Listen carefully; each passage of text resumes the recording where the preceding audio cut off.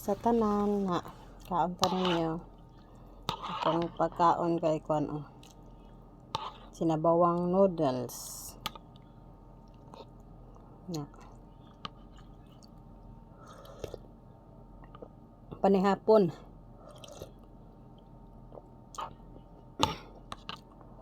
Atong mata kuan na kayo kay katugon na no. Sayo kay tanang mata kay nang buntag alas 4. Kaya naay klase ako mga alaga. Kamanhiman, wala pa may katulog hasta karon alas 9 na diri sa gabi.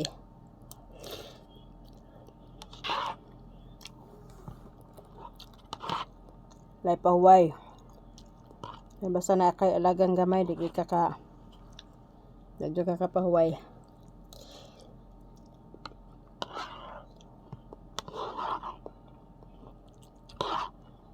Bawal matulog basta may alaga.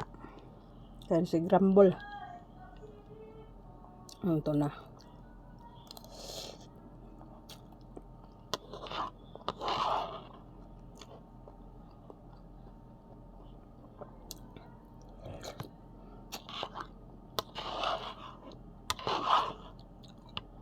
Mantiniran ta aning kuan lumi na sabaw importante na ay sulod atong tiyan. Ngapi ko kaniha mga alas 5 sa hapon. Mas bibin man rin sa gabi kanilang tao itimo. Yun naman ang tubig bites na pwede na tatulog. Ang alaga lalaki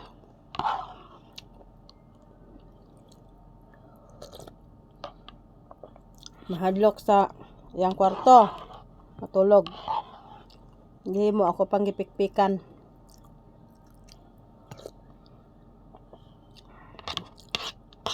Eight years old na, nagpapikpik pa.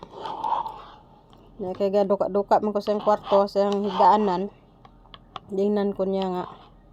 Sige na nilakaw na dito. Patulog na. Luoy siguro sa nagtanaw sa ko nga. Nagampungad siyang yung katri nga nagpiyong-piyong pud ko.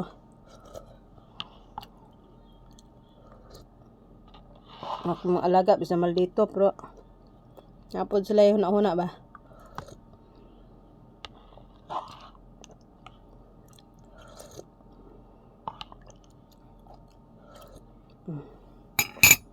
Wala na, sabaw na lang bilin. Wala na guys no. Bye-bye na ta, gamping mong tanan. Lalo na sa panahon na to karon. Always yun magampo, sa padulong. Trust na to kay God ang tanan na tong mga buluhaton. Ang sa tanan nga atong ginahimo, sa atong lakaw, sa atong trabaho, bisag asa ta. Kanunay na lang gan nato iasalig sa Ginoo og ampo ta permisaya ha. Yan na lang guys, daghan salamat. Thank you so much. Bye bye. Bye bye.